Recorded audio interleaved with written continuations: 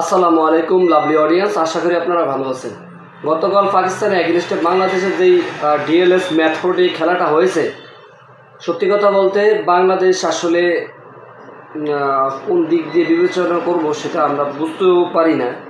কারণ দেখুন, বাংলাদেশের কিন্তু সকল এক্সপিরিয়েন্স প্লেয়ার ছিলেন এই টিমে, তো তারপরেও ম্যাচটা আমাদের লাক ফেভার করে নাই। যেমনিভাবে আমরা 114 রানে আটকে দিয়েছি পাকিস্তানকে, ঠিক তেমনিভাবে পাকিস্তান আমাদেরকে 114 রানে অল উইকেট করে দেন। তো এটা আসলে আমি মনে করি পাকিস্তানের একটা বদলা নিয়েছেন আমাদের থেকে। সো পাকিস্তান কিন্তু সেই বৃষ্টির বাগড়েই তারা জয়টা ফেভার করে ফেলছেন।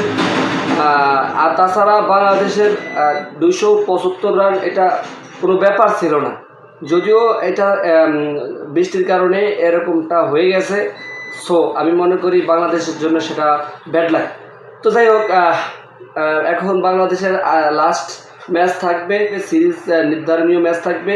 সেই সিরিজ নির্ধারণীয় ম্যাচটা যদি বাংলাদেশ ফেভার করতে পারে, তাহলে র্যাঙ্কিংয়ে কিছুটা হলেও রেটিং পয়েন্টে উন্নতি দেখা যেতে পারে।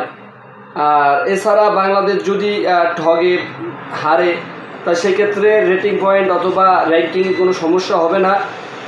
যদিও বাংলাদেশ যদি জয় করতে পারে, তা সেক্ষেত্রে রেটিং পয়েন্ট অথবা র্যাঙ্কিংয়ের একটু উন্নতি হবে এবং আগামী 2027 বিশ্বকাপের এক ধাপ এগিয়ে যাবে বাংলাদেশ। তো যাই হোক, গতকালকের যেই ম্যাচের সালমান আগা উনি আর কি যে আউটটা হয়েছে, সেটা আসলে ক্রিকেটের দিক দিয়েও আউট হলেও মানবিক দৃষ্টিকোণ থেকে আসলে মেহেদী হাসান মিরাজ সেটা হয়তো একটু মানবতার খাতিরে ছাড় দিতে পারতো। তো মেহেদী হাসান মিরাজ যে আউটটা করেছে সেটা ক্রিকেটের দিক দিয়ে নিয়মে বাহিরে না, নিয়মের ভিতরে আছে, যদিও এটা আউট না দিলেও চলতো। তো যাই হোক, এটা হচ্ছে মেহেদী হাসানের মিরাজের থিম থিওরি। তো এটা আসলেই আউট, কিন্তু আবার একদিকে মানবতার দৃষ্টিকোণ থেকে দেখলে সেটা আউট না দিলেও পারতো।